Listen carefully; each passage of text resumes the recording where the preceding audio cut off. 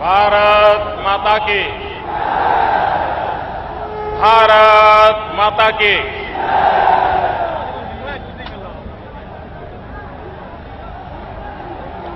मंच पर विराजमान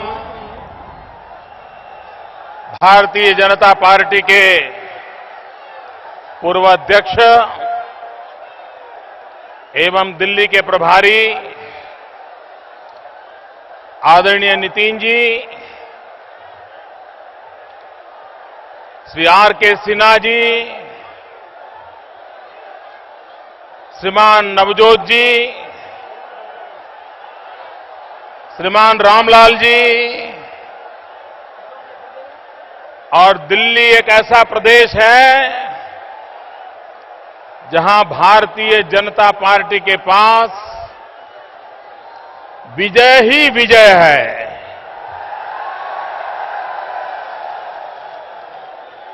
विजय जी गोयल, विजय जी मल्होत्रा, विजेंद्र गुप्ता, विजय शर्मा, सारे विजय दिल्ली में भारतीय जनता पार्टी के पास है। भाइयों बहनों,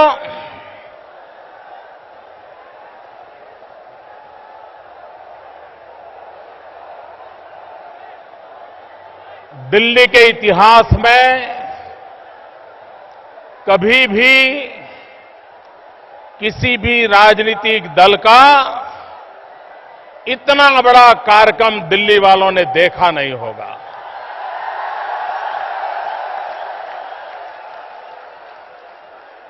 मैं भारतीय जनता पार्टी के संगठन के हर छोटे मोटे कार्यकर्ताओं को अंतःकरण पूर्वक बधाई देता हूं। मैं दिल्ली वासियों का अभिनंदन करता हूं कि जिन्होंने हिंदुस्तान के सामने एक नया इतिहास आज यहां पर खड़ा कर दिया है। मैं वरुण देवता का भी आभार व्यक्त करता हूं, क्योंकि वरुण देवता की कृपा है, वरना ये महीना चमचमाती धूप का महीना होता है। ऐसी चमचमाती धूप के महीने में ऐसी शीतल छाया वरुण देवता की हमें कृपा के बिना नहीं मिल सकती है। इसलिए परमात्मा का भी मैं प्रणाम करके वंदन करता हूं।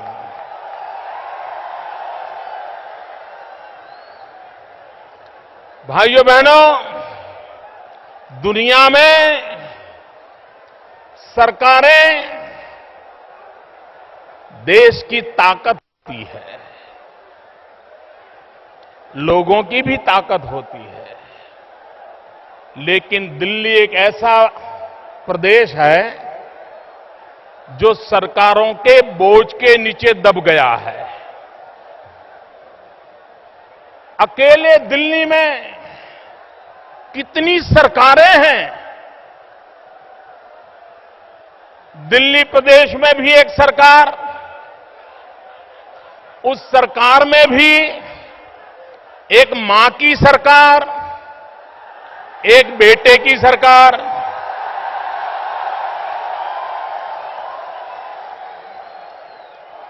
नई दिल्ली में भी ढेर सारी सरकारें, और नई दिल्ली में तो मां की भी सरकार है, बेटे की भी एक नई सरकार है, इतना ही नहीं दामाद की भी सरकार है। इससे भी आगे गठबंधन की सरकार है। गठबंधन में भी यूपीए के जितने साथी दल हैं, वो दल भी गवर्नमेंट विद इन गवर्नमेंट, वो अपने अपने दलों की एक अलग सरकार चला रहे हैं। यूपीए के साथी दल हर दल का नेता सरकार के भीतर अपने दल का प्रधानमंत्री मानता है। इतना ही नहीं, दिल्ली में एक यूपीए की गठबंधन सरकार भी है और उस गठबंधन के सरकार के प्रधानमंत्री सरदार है पर असरदार नहीं। मित्रों, इतना ही नहीं, दिल्ली का हाल यह है कि एक के सामने एक सरकार खड़ी है। हर डिपार्टमेंट एक अलग सरकार बन गया है। एक डिपार्टमेंट दूसरे डिपार्टमेंट के खिलाफ जैसे कोई दूसरे पार्टी की सरकार हो ऐसा आचरण करती है। हर सरकार दिल्ली की ही एनवायरमेंट मिनिस्ट्री वाली सरकार से परेशान है। भाइयों बहनों, एक बात निश्चित है कि गठबंधन की सरकार बनती है अंक गणित के हिसाब से, लेकिन गठबंधन की सरकारें चलती हैं केमिस्ट्री के हिसाब से। अंक गणित सरकार बनाने के लिए काम आता है, लेकिन जब तक केमिस्ट्री मैच नहीं होती है वो सरकार चल नहीं पाती है, लोगों का भला नहीं कर पाती है, एक ऑर्गेनिक एंटिटी नहीं बनती है। वो एक असेंबल स्वार्थवश इकट्ठे हुए लोगों का जमघट हुआ करती है। भाइयों बहनों, आज जो दिल्ली में यूपीए की जो गठबंधन सरकार है, वो गठबंधन सरकार पास तो है, साथ नहीं है। अटल अडवाणी जी के नेतृत्व में एनडीए की जो गठबंधन की सरकार थी, वे साथ चलती थी, निर्धारित राह पर चलती थी और राष्ट्र के लिए मंजिलों को पार करती करती देश को आगे बढ़ाती थी। लेकिन यूपीए की सरकार, गठबंधन में जुड़े लोग पास तो है, लेकिन अपनी अपनी राह पर चलते हैं, अपनी अपनी दिशाओं को चला रहे हैं और उसके कारण देश किसी भी हालत में आगे नहीं बढ़ता है। भाइयों बहनों, मैं कभी कभी सोचता हूं, पूरे हिंदुस्तान में सबसे सुखी अगर कोई मुख्यमंत्री है तो ये आपके दिल्ली प्रदेश के मुख्यमंत्री है। सबसे सुखी। सुबह शाम उनको रिबन काटने के सिवाय कोई काम नहीं होता है।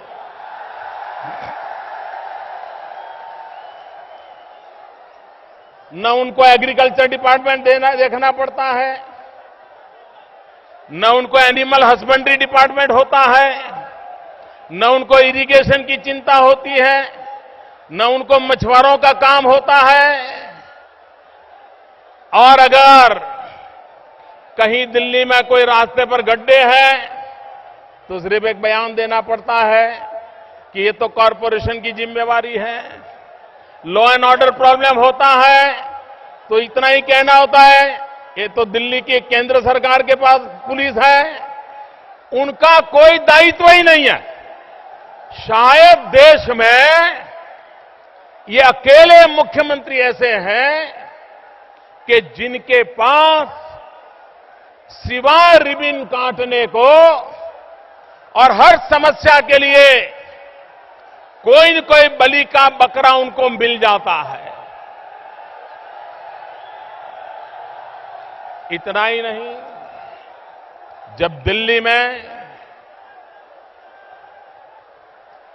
निर्दोष बालिकाओं पर बलात्कार होते हैं, निर्भया जैसी घटनाओं का सिलसिला चलता है, तो ये मुख्यमंत्री जी बयान देते हैं कि मैं भी एक मां हूं, मां के नाते किसी भी बेटी पे अत्याचार हो तो मुझे पीड़ा होती है। और फिर कहते हैं कि मैं मां के नाते सभी बेटियों को सलाह देती हूं कि शाम को घर जल्दी जल्दी लौट आओ।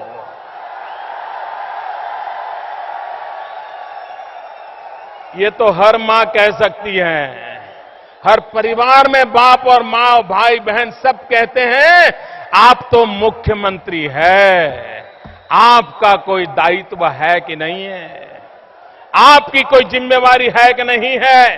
और इसलिए भाइयों बहनों, ये बात सही है कि दिल्ली में जो बैठे हुए मुख्यमंत्री जी हैं, उनको कोई कठिनाई नहीं है, कोई काम का उनको हिसाब नहीं देना है, कोई जिम्मेवारी निभाने की जरूरत नहीं है। या तो दोष ऊपर दे दो या दोष नीचे दे दो, यही उनका कारोबार है। भाइयों बहनों, आज देश भ्रष्टाचार की भयानक, खौफनाक संकट से गुजर रहा है। मित्रों, आज जो देश में भ्रष्टाचार जिस ऊंचाई पर पहुंचा है, जिस गहराई को छू रहा है, जिस व्यापकता को छू रहा है, उसने न सिर्फ तिजोरी पे असर पैदा किया है, हिंदुस्तान के नौजवानों के भविष्य के लिए सवाल या निशान पैदा कर दिया है। देश के भविष्य के साथ संकट पैदा हुआ है। मित्रों, कॉमनवेल्थ गेम के भ्रष्टाचार की चर्चा बहुत होती है,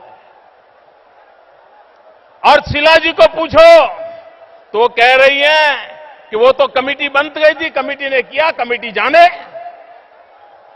अगर अच्छा होता तो वो गोल्ड मेडल लेने के लिए, तस्वीर निकालने के लिए तो पहुंच जाती, लेकिन इतना बड़ा भयंकर भ्रष्टाचार हुआ।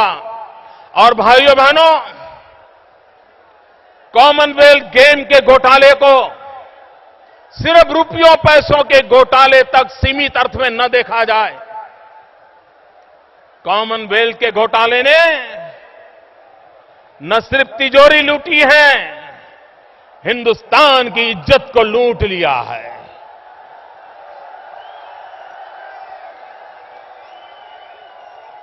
देश के भविष्य को लूटा है, भारत के स्पोर्ट्समैन स्पिरिट को उन्होंने लूटा है। और इसलिए भाइयों बहनों, दुनिया का हर देश, अगर उस देश में कोई अंतर्राष्ट्रीय खेल का अवसर मिलता है तो वो अपने देश के ब्रांडिंग के लिए उसका भरपूर उपयोग करता है। खेल के माध्यम से सारी दुनिया में वो अपना ब्रांडिंग करता है। आप साउथ कोरिया की घटना देखिए। साउथ कोरिया में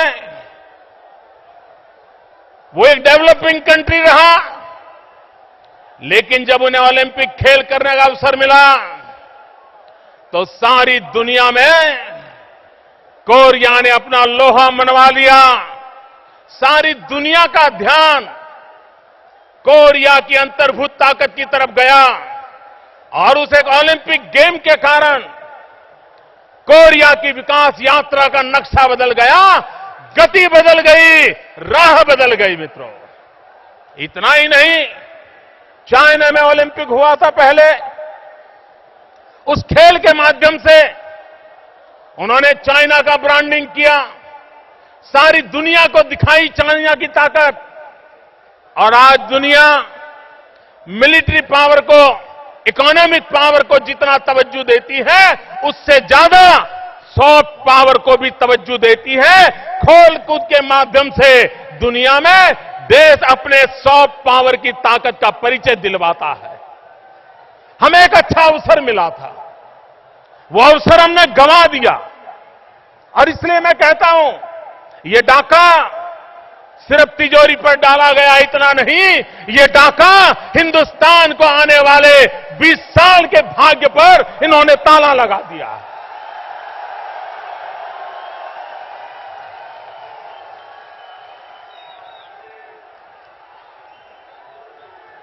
भाइयों बहनों, आए दिन सुप्रीम कोर्ट से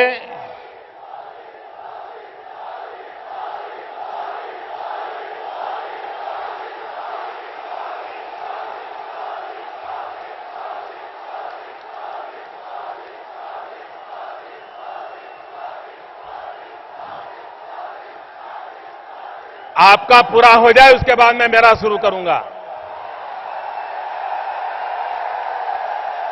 हो गया पूरा? हो गया? भारत माता की। मित्रों, कृपा करके जो पीछे बैठे हैं उनको सुनने दीजिए। आपका हौस, उत्साह, उमंग ये मीडिया ने नोट कर लिया है, अब ज्यादा नहीं करने की जरूरत। ये टीवी वालों ने भी आपके दृश्य कवर कर लिए, देश ने देख लिया है। अब आप शांत रहेंगे? मैं बोलूं? जम करके बोलूं? आपके दिल की आवाज उठाऊं? आपके सपनों को शब्दों में रखूं? तो आप मेरी मदद कीजिए। भारत माता की, भारत माता की। भाइयों बहनों, आए दिन इस देश की सुप्रीम कोर्ट, आए दिन इस देश की सुप्रीम कोर्ट भारत सरकार को भ्रष्टाचार के मुद्दों पर कड़ाई से कार्रवाई करती है, कठोर से कठोर शब्दों का उपयोग करती है। लेकिन ये ऐसी आदत हो गई है दिल्ली में बैठे हुए राजनेताओं को, पूरे कांग्रेस को, कांग्रेस के साथी दलों को भ्रष्टाचार की ऐसी आदत हो गई है कि जैसे एक शराबी को शराब पीने की लत लग जाती है, कितना ही कहो वो बंद करने को तैयार नहीं होता है। एक बार एक शराबी सुबह से ही बोतल खोल के बैठ गया, अखबार पढ़ रहा था। इत्तेफाक से उस दिन अखबार में शराब पीने से क्या क्या नुकसान होते हैं उसके लिए एक बहुत बड़ा आर्टिकल छपा था। तो उसकी बीवी ने देखा, बीवी ने कहा कि देखिए, ये पढ़िए, अब बंद कीजिए। देखिए, अखबार कहता है कि शराब पीने से नुकसान होता है, इसको बंद कीजिए। तो उस शराबी ने दूसरे दिन क्या किया? अखबार ही बंद कर दिया। बीबी ने पूछा, कि अखबार क्यों नहीं आया? बोले, तुमने ही तो कहा था कि बंद करो। जो अखबार कहता है शराब पीना खराब है, अखबार ही बंद कर दो। मित्रों, ये दिल्ली की सरकार ऐसी है, जब भ्रष्टाचार में फंस जाती है तो भ्रष्टाचार का उपाय खोजने के बजाय काम करना ही बंद कर देती है। पूरी तरह दिल्ली की सरकार को लकवा मार गया है।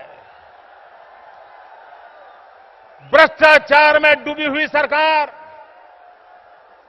भ्रष्टाचार से मुक्त होकर के देश की भलाई के लिए निर्णय करने की उनकी तैयारी नहीं है।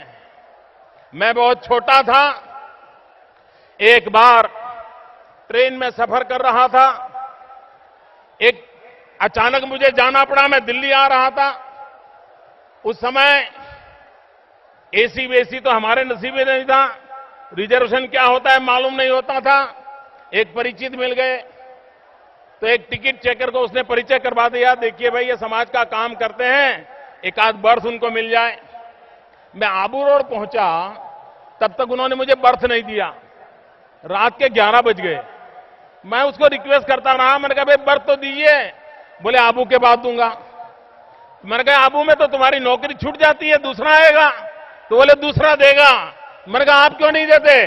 बोले मेरे नियम है कि मैं पैसे लिए बिना कोई काम नहीं करता हूं और आपसे पैसे ले नहीं सकता हूं, और इसलिए मैं मेरा नियम तोड़ना नहीं चाहता हूं। मैं आबू से उतर जाऊंगा, जो दूसरा आएगा वो ये काम कर देगा। पूरी सरकार जो दिल्ली में बैठी है उसको ये आदत लग गई है। आज जो यूपीए सरकार है वो सिर्फ गांधी भक्ति में डूबी हुई है। उनका एक ही मकसद है, गांधी भक्ति करना। और ये गांधी भक्ति का मतलब ये है कि गांधी छाप हजार हजार की जो नोटें होती हैं वो टन टन के रूप में उठा उठा करके ले जाना, ये इनकी गांधी भक्ति है। गांधी छाप नोटों के ढेर, और वो गिनती के हिसाब से नहीं है, लाखों करोड़ों में लिखते गए, 000 करते जाओगे तो जनपद तक पहुंचोगे तब भी फिगर पूरा नहीं होता है। इसलिए टन के हिसाब से अब करप्शन की बात करनी पड़ रही है। वो इतने टन ले गया, वो इतने टन ले गया, और इस प्रकार से ये नई गांधी भक्ति, इसी में ये यूपीए डूबा हुआ है। भाइयों बहनों, देश आजाद हुआ, हमें स्वराज्य मिला, इतने साल हो गए, लेकिन ये देश सुराज्य के लिए तरस रहा है। देश को सुराज्य कहीं नजर नहीं आ रहा है। आज चारों तरफ गुड गवर्नेंस की मांग उठी है। सभी समस्याओं का समाधान करना है तो उसका राजमार्ग है गुड गवर्नेंस, सुशासन, सुराज्य। ये एक ऐसा राज्य मार्ग है जो हमें समस्याओं से मुक्ति दिला सकता है।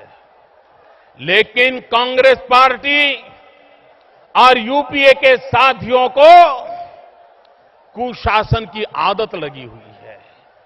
भाइयों बहनों, ये कुशासन जो है ना, वो डायबिटीज जैसा है।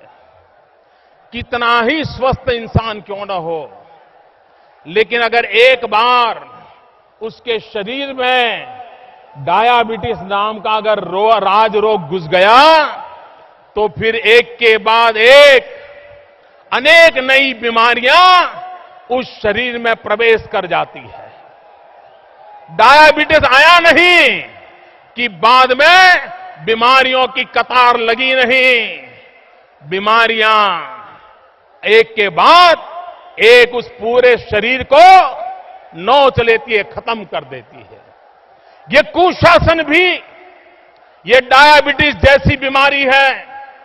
एक बार शासन व्यवस्था में कुशासन अगर पगडंडा जमा देता है तो बुराइयां भी आती हैं, बीमारियां भी आती हैं, और वो देश कभी उससे उठता नहीं है। और इसलिए भाइयों बहनों, हमारी पहली शर्त यह है कि हम देश को सुशासन का संकल्प दें।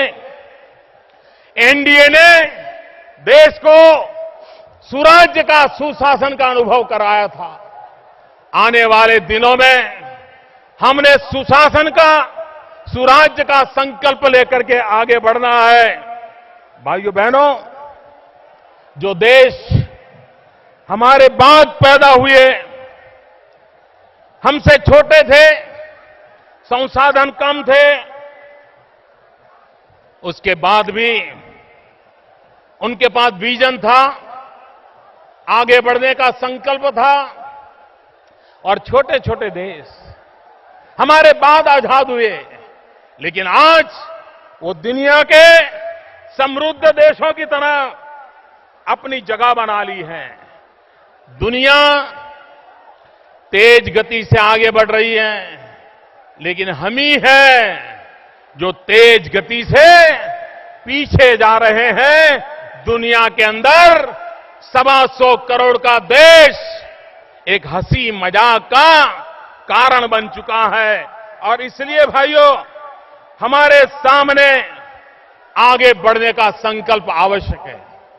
आप देखिए भाइयों बहनों, जब एनडीए की सरकार थी, मेरे देश के नौजवानों, आपका भविष्य किसके हाथों में सलामत है?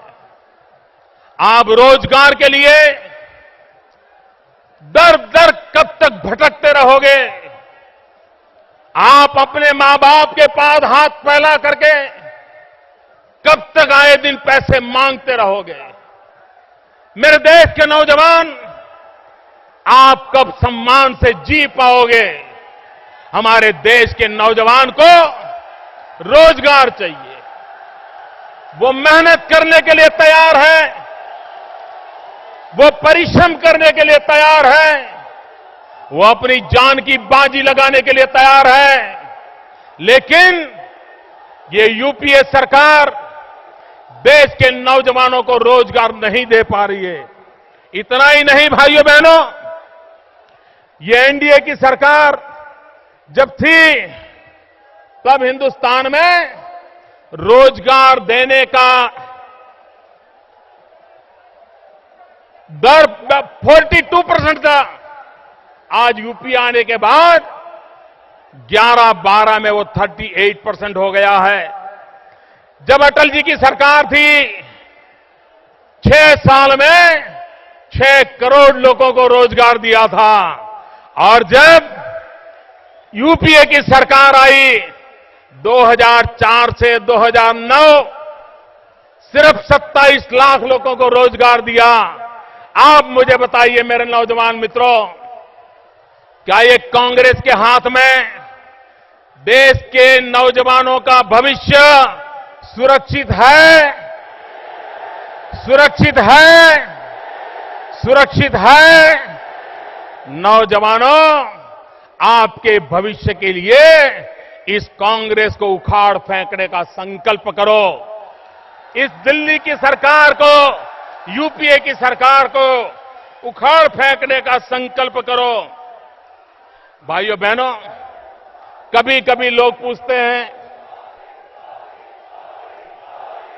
कि मोदी जी, आप यूपीए की आलोचना तो करते हो,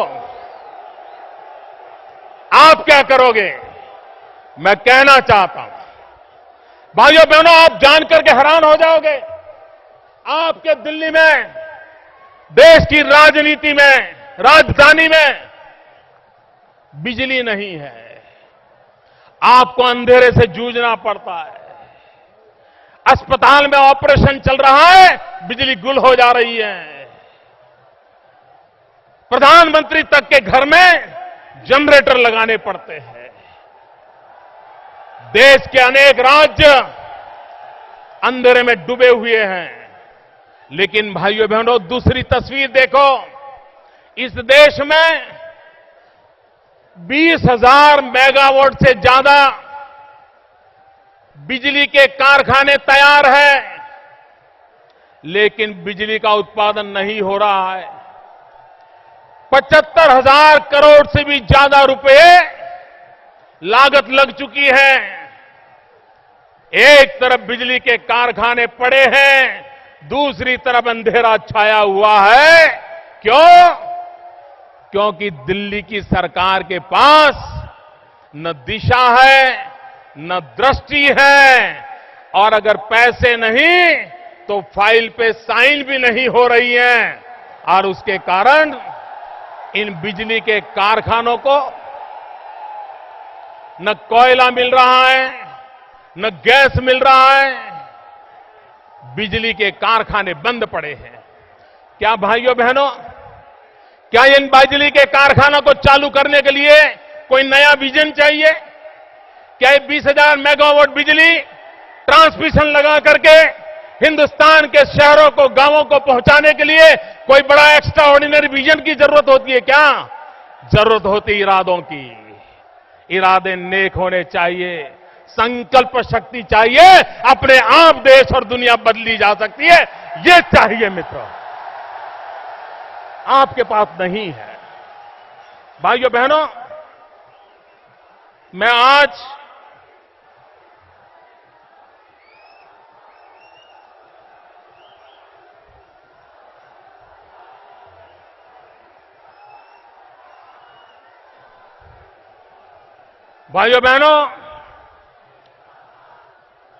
मैं आज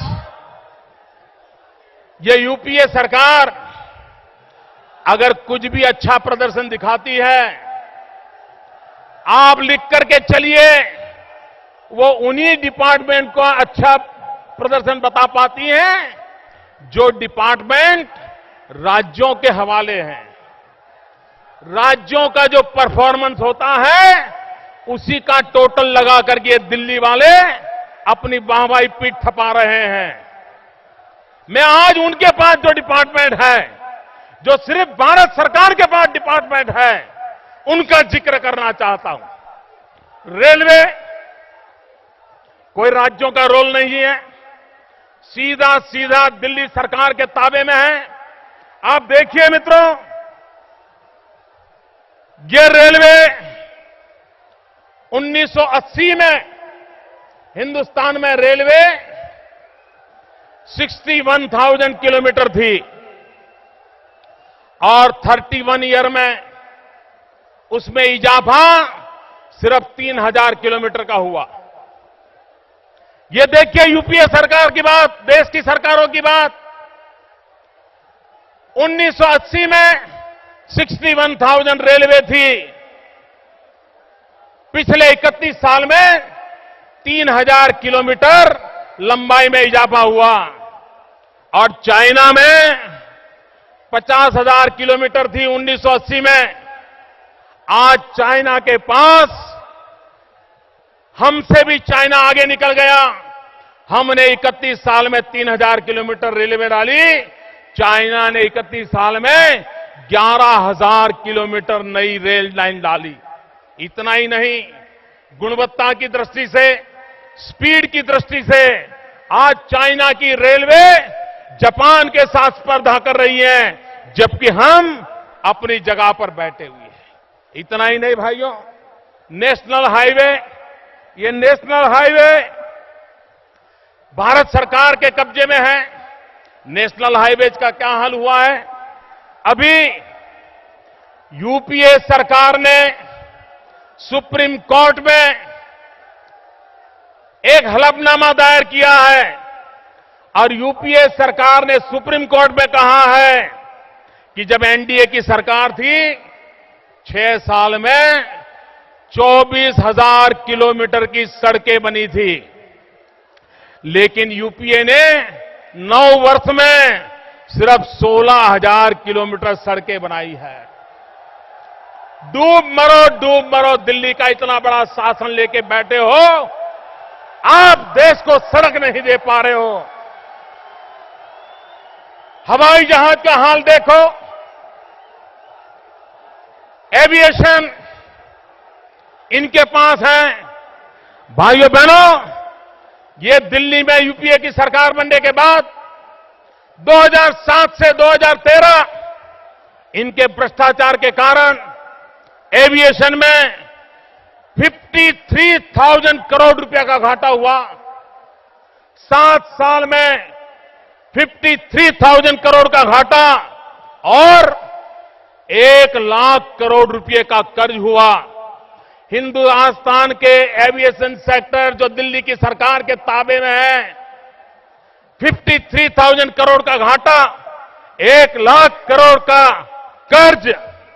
और भाइयों बहनों, ये हवाई जहाज वालों को मुक्त करने के लिए, गरीबों को पैसा देने के लिए जो तैयार नहीं है, इन्होंने हवाई जहाज की मुक्ति के लिए 30,000 करोड़ रुपए का पैकेज दिया। आप देखिए इनकी प्रायोरिटी क्या है। और इसलिए भाइयों बहनों, ये यूपीए सरकार किसी भी हालत में देश का भला नहीं कर सकती है। और भाइयों बहनों, पिछले 2-3 दिन में जो घटनाएं घटी हैं, उस पर मैं गंभीरता से कुछ बात बताना चाहता हूं।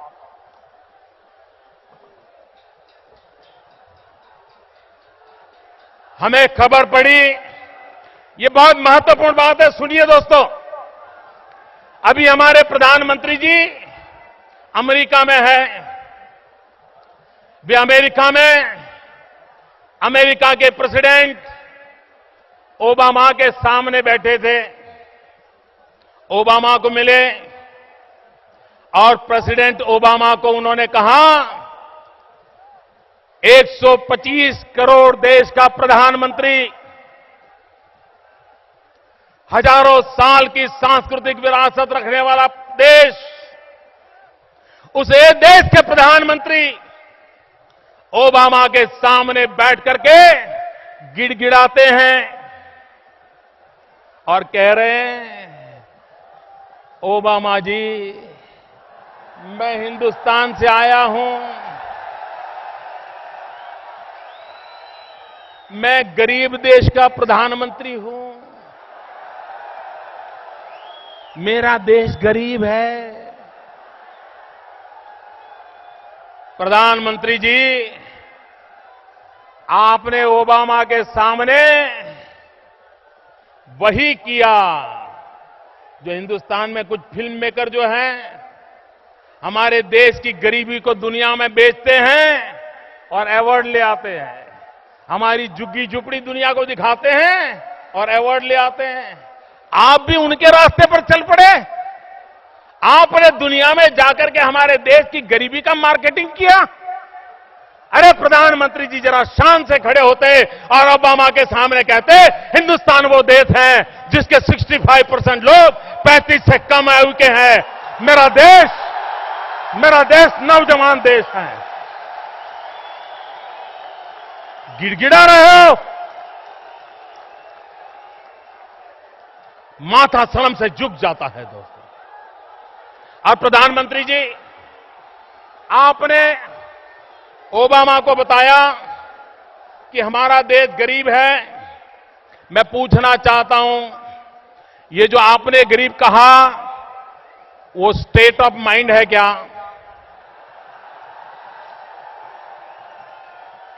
क्योंकि शहजादे ने डेफिनेशन की है, वो शहजादे की डेफिनेशन है कि गरीबी ये तो स्टेट ऑफ माइंड है।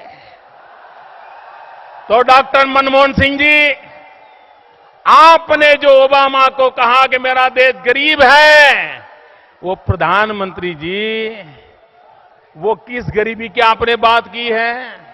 शहजादे वाली गरीबी की या हमारे गली मोहल्ले में दिखने वाली गरीबी की? देश जानना चाहता है प्रधानमंत्री जी। प्रधानमंत्री जी, आप आज पाकिस्तान के प्रधानमंत्री को मिलने वाले हैं।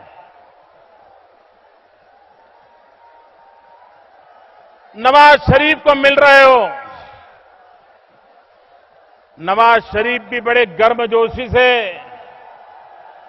आपको मिलना चाहते हैं।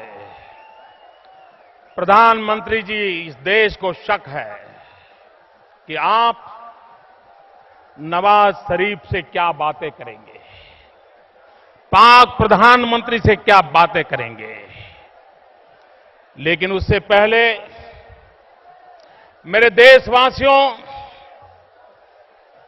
मैं एक मेरे पीड़ा की बात बताना चाहता हूं, जो मेरे दिल को चोट पहुंची है। और वो चोट हर हिंदुस्तान को पहुंचना बहुत स्वाभाविक है। वो चोट ये है कि कल पाकिस्तान के प्रधानमंत्री ने हिंदुस्तान के और पाकिस्तान के कुछ पत्रकारों को नाश्ते पर बुलाया था। बहुत गंभीर बात मैं कह रहा हूं दोस्तों, उनको नाश्ते पर बुलाया था और जहां हिंदुस्तान के पत्रकार मौजूद थे, नवाज शरीफ की मिठाई खा रहे थे, उस समय बहुत गंभीर बात कर रहा हूं दोस्तों, सुनिए, बहुत गंभीर बात बता रहा हूं दोस्तों, प्लीज दोस्तों, आपके दिल को चोट पहुंचेगी ऐसी बात बता रहा हूं। नवाज शरीफ ने यह कहा, हिंदुस्तान के प्रधानमंत्री देहाती औरत जैसे हैं। भाइयों बहनों, हिंदुस्तान में मेरे प्रधानमंत्री से हम लड़ेंगे, नीतियों के लिए झगड़ा करेंगे, लेकिन ये 125 करोड़ के देश के प्रधानमंत्री हैं। नवाज शरीफ, ये आपकी कौन सी औकात है?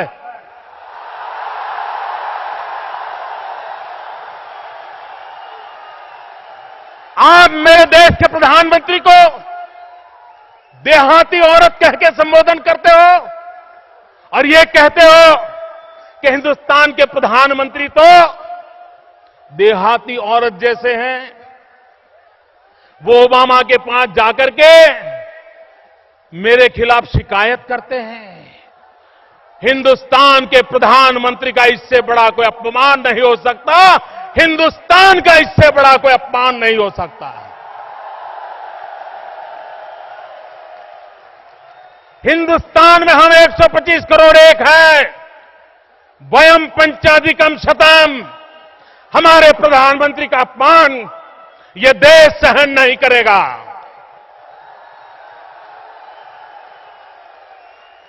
और मैं उन पत्रकारों से पूछना चाहता हूं, मैं जानता नहीं वो कौन पत्रकार थे, लेकिन मेरे देश के जो पत्रकार नवाज शरीफ के सामने बैठ करके उसकी मिठाई खा रहे थे और नवाज शरीफ मेरे देश के प्रधानमंत्री को भला बुरा कह रहे थे, गालियां दे रहे थे, देहाती औरत कह रहे थे, और हिंदुस्तान के उस पत्रकार से मेरी अपेक्षा थी, इस देश की अपेक्षा थी कि वो नवाज शरीफ की उस मिठाई को ठोकर मार के चल देते।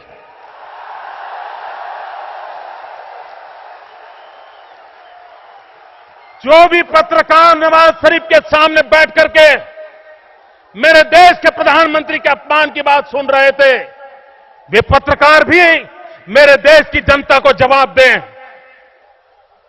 देश की इज्जत होती है, देश का स्वाभिमान होता है।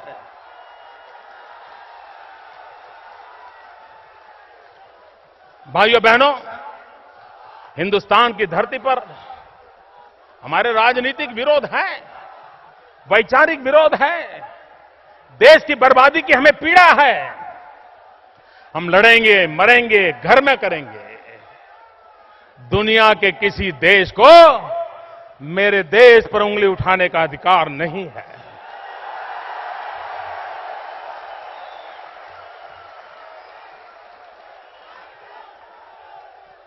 लेकिन भाइयों बहनों, ये नवाज शरीफ, इसमें ये हिम्मत आई कहां से? नवाज शरीफ ने, उनसे बुजुर्ग है हमारे प्रधानमंत्री, उम्र की भी इज्जत न की और ऐसे हल्के शब्द प्रयोग करने की हिम्मत आई कहां से? ये हिम्मत इसलिए आई कि हमारे देश के प्रधानमंत्री की उनकी पार्टी में ही इज्जत को मिट्टी में मिला दिया गया। उन्हीं पार्टी का नेता देश के प्रधानमंत्री को नॉनसेंस कहे तो दुनिया में उसको इज्जत कहां से मिलेगी? मित्रों, अगर मैं देहाती भाषा में कहूं, गांव की भाषा में कहूं, तो कांग्रेस पार्टी के उपाध्यक्ष ने भारत के प्रधानमंत्री की पगड़ी उछाल दी है, पगड़ी उछाल दी है। और जब देश में आप ही आपकी पार्टी के प्रधानमंत्री की इज्जत नहीं करोगे तो नवाज शरीफ क्यों करेगा?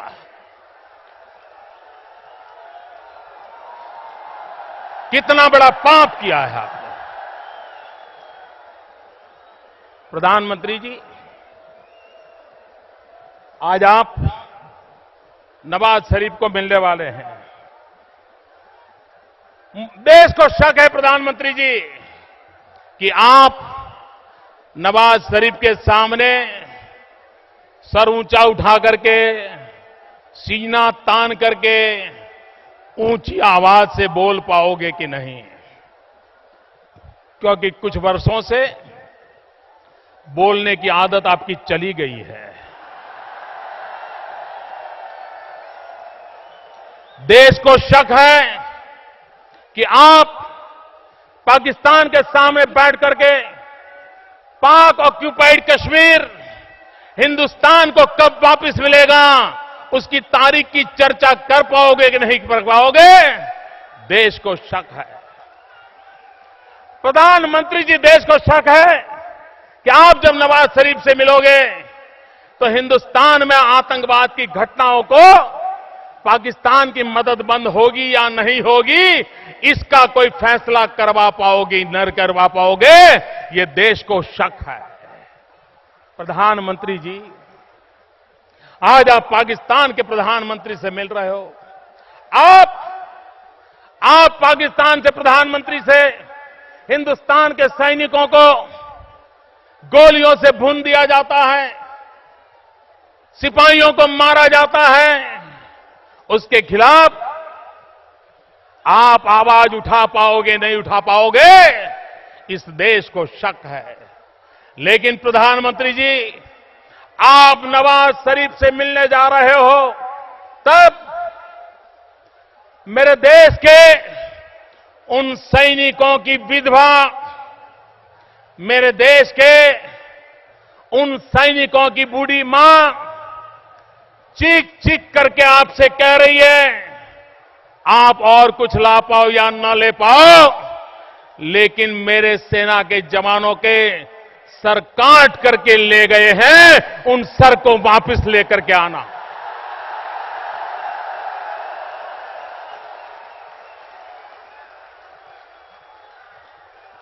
आप अगर पाकिस्तान में पाकिस्तान के प्रधानमंत्री से बात करते हो, हिंदुस्तान के सैनिकों के कटे हुए सर, ये अगर आप वापस लाओगे, हिंदुस्तान का सर ऊंचा जाएगा। मेरे देश के जवान हिंदुस्तान के लिए मर मिटने के लिए एक नया हौसला, नई ताकत पाएंगे। प्रधानमंत्री जी, मुझे मालूम नहीं कि आप तक उन विधवा की आवाज पहुंचेगी कि नहीं पहुंचेगी। प्रधानमंत्री जी, मुझे शक है कि आपके कानों तक जिन सैनिकों का सर काट लिया गया, उनकी बूढ़ी मां की आवाज पहुंचेगी कि नहीं पहुंचेगी। और इसलिए प्रधानमंत्री, आपसे मैं कहना चाहता हूं, भाइयों बहनों, 2 दिन पूर्व हिंदुस्तान के राजनीतिक इतिहास में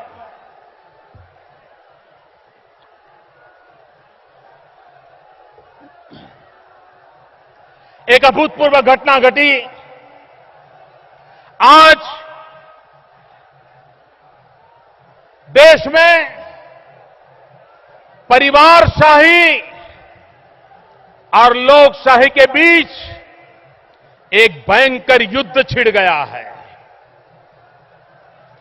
भाइयों बहनों, परिवारशाही लोकशाही का गला घोंटने पर उतारू है। भाइयों बहनों, परिवारशाही लोकशाही को दबोचने के लिए उतारू है। और तब जाकर के देश की जनता को फैसला करना है कि यह देश संविधान के अनुसार चलेगा कि शहजादे की इच्छा के अनुसार चलेगा।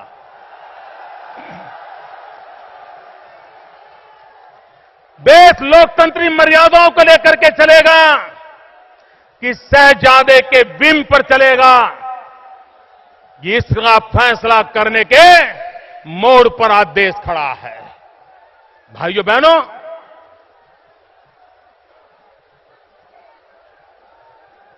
ये परिवारशाही, ये शहजादे न सिर्फ प्रधानमंत्री की पगड़ी उछाल रहे हैं, भारत के संविधान का अपमान कर रहे हैं, भारत की संसद का अपमान कर रहे हैं, भारत के लोकतंत्र का अपमान कर रहे हैं, कैबिनेट नाम की भारत की व्यवस्था का अपमान कर रहे हैं। इतना ही नहीं, मैं जरा यूपीए के साथी दिग्गजों से पूछना चाहता हूं कि प्रधानमंत्री जब G20 समिट से लौट के आ रहे थे तो उन्होंने तो घोषित कर दिया था कि वो अब किसके अंडर में काम करना चाहते हैं। शहजादे उनके बॉस हैं नए, ये उन्होंने घोषित कर दिया था और उन्होंने कह दिया था कि वो शहजादे के अंडर में काम करेंगे। लेकिन मैं यूपीए के साथी दलों के दिग्गजों से पूछना चाहता हूं, आप देश को बताओ, आप संविधान के अनुसार चलने चाहते हो कि शहजादे की इच्छा पर चलना चाहते हो? तय करना पड़ेगा। यूपीए के पार्टनर दलों के नेताओं को तय करना पड़ेगा कि वो शहजादे की इच्छा पर चलेंगे कि देश के संविधान के अनुसार चलेंगे। भाइयों बहनों, जब सुप्रीम कोर्ट का निर्णय आया, दागी लोगों को चुनाव से रोकने का निर्णय आया, भारतीय जनता पार्टी ने तहे दिल से इसका स्वागत किया है। ऑल पार्टी मीटिंग में भारतीय जनता पार्टी ने अपना रुख साफ किया था। सुषमा जी ने पत्रकार वार्ता में साफ कह दिया था, राष्ट्रपति जी को मिलकर के भारतीय जनता पार्टी की वरिष्ठ नेतागिरी ने इस ऑर्डिनेंस पे हस्ताक्षर करने के लिए मना कर दिया था। हम साफ थे, लेकिन आज विषय सुप्रीम कोर्ट के जजमेंट का नहीं है। विषय यह है कि देश संविधान से चलेगा कि शहजादे से चलेगा, इसका फैसला करना है। कोई देश इस प्रकार से नहीं चल सकता है। भाइयों बहनों, आने वाले दिनों में चुनाव आने वाला है। दिल्ली विधानसभा का भी चुनाव है, 2014 में लोकसभा का भी चुनाव है। आपको तय करना है, 10 साल से देश यूपीए को झेल रहा है। हमने दिल्ली में डर्टी टीम के कारनामे देखे हैं। 2014 में देश को चाहिए एक ड्रीम टीम की आवश्यकता है। देश को ड्रीम टीम चाहिए, डर्टी टीम नहीं चाहिए। और इसलिए भाइयों बहनों, ये डर्टी टीम को दफना करके, ये डर्टी टीम को उखाड़ कर फेंक करके ड्रीम टीम लेकर के हम 2014 में आए और देश को प्रगति की राह पर ले जाए। भाइयों बहनों, हमारे देश की आजादी को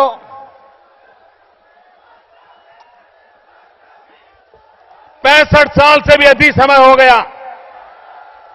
8-9 साल के बाद यह देश, इस देश की आजादी 75 साल की हो जाएगी। हमारे देश में जब 75 साल होते हैं तो हम अमृत महोत्सव मनाते हैं।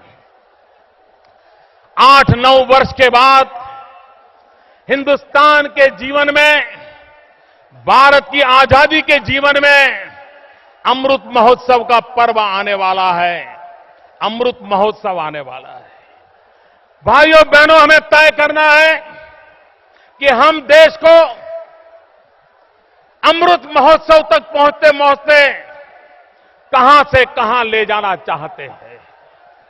क्या भाइयों बहनों, हमने जैसे दिन बिताए ऐसे दिन आगे बिताना चाहते हैं तो भाइयों बहनों, हम संकल्प करें, देश का जब अमृत महोत्सव मने तब हमारा देश कैसा हो। आज भाइयों बहनों, देश के सामने, दिल्ली में बैठी हुई सरकार के सामने कोई सपने नहीं है।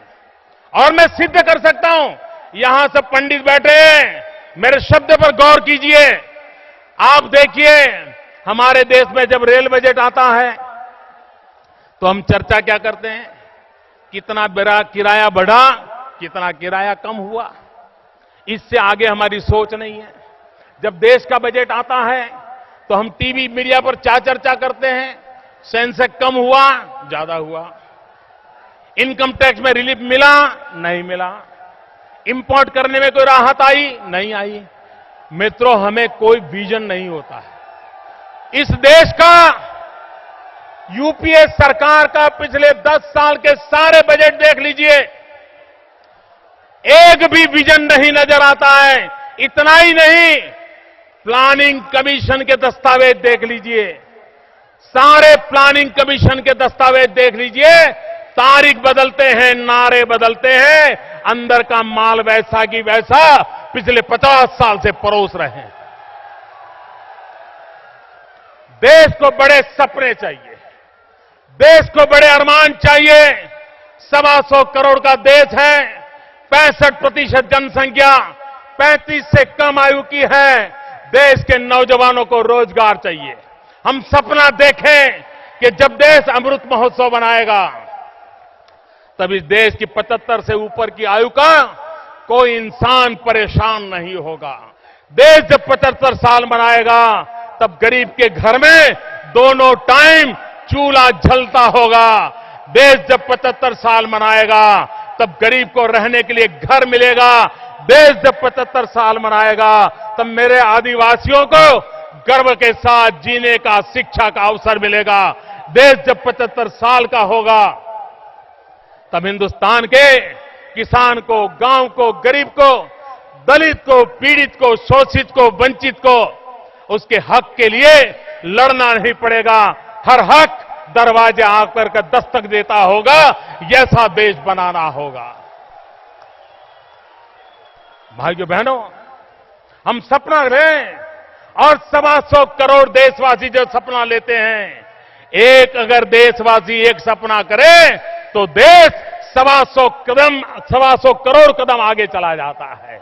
हर गांव अपने सपने ले, हर जिला अपना सपना तय करे और एक सामर्थ्य के साथ एक भव्य दिव्य हिंदुस्तान बनाने के लिए हम आगे बढ़ें। ये संकल्प के साथ आगे बढ़ें। और भाइयों बहनों, मुझे विश्वास है हम इस काम को कर सकते हैं। भाइयों बहनों, मैं कुछ आज अपनी बात भी बताना चाहता हूं। दिल्ली में आया हूं, पहली बार इतने बड़ी विशाल संख्या को बोल रहा हूं, तो मैं कुछ अपनी बात भी आज बताना चाहता हूं। भारत के लोकतंत्र की ताकत देखिए मित्रों, भारत के लोकतंत्र की ताकत देखिए, भारतीय जनता पार्टी की परंपरा देखिए, भारतीय जनता पार्टी के संस्कार देखिए, भारतीय जनता पार्टी का चरित्र देखिए, भारतीय जनता पार्टी के छोटे मोटे कार्यकर्ताओं की उदारता देखिए। बचपन में जो इंसान रेलवे के डिब्बे में चाय बेच करके अपना गुजारा करता था,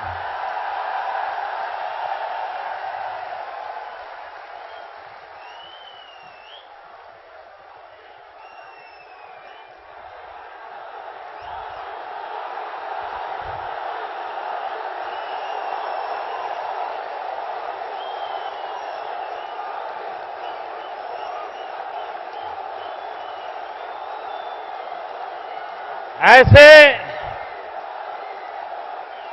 गरीब परिवार के एक बच्चे को आज आपने यहां बिठा दिया है।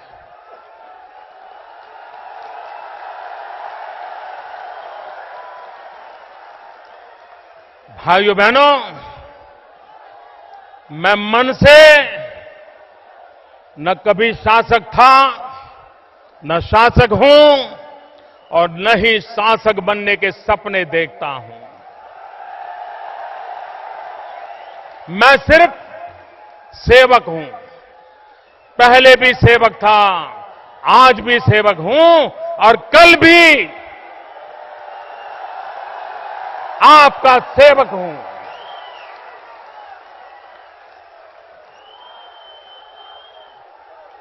मैं नाथ नहीं, मैं दास हूं और दास बन करके आपकी सेवा करने के लिए आपको विश्वास देता हूं। भाइयों बहनों, आज पूरा देश सुन रहा है मुझे और मैं कहना चाहता हूं, आप भारतीय जनता पार्टी पे भरोसा करिए। मेरे बीते हुए कल को तराशिए, मेरे काम पे भरोसा कीजिए, मेरी पार्टी के कार्यकर्ताओं पर भरोसा कीजिए और मैं आपको विश्वास दिलाता हूं, न नरेंद्र मोदी न भारतीय जनता पार्टी हम कभी भी आपका भरोसा तोड़ेंगे नहीं।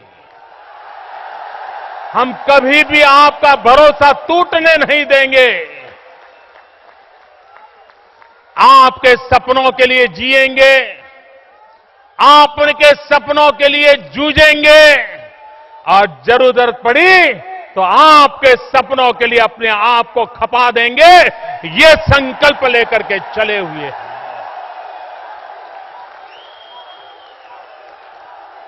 भाइयों बहनों, जब मैं आज आपके बीच खड़ा हूं तो मैं आपसे कहना चाहता हूं, जैसे मेरी पार्टी का एक चरित्र है, मेरी पार्टी के एक संस्कार है, अटल जी अडवाणी जैसे, कुशाभाऊ ठाकरे जैसे अनेक महापुरुषों की उंगली पकड़ करके हमें चलने का, सीखने का अवसर मिला है। उन्होंने हमारा लालन पालन किया है, उन्होंने हमारे जीवन को बनाया है और आज उसी चरित्र के लेकर के हम आपकी सेवा करने के लिए आगे आए हैं।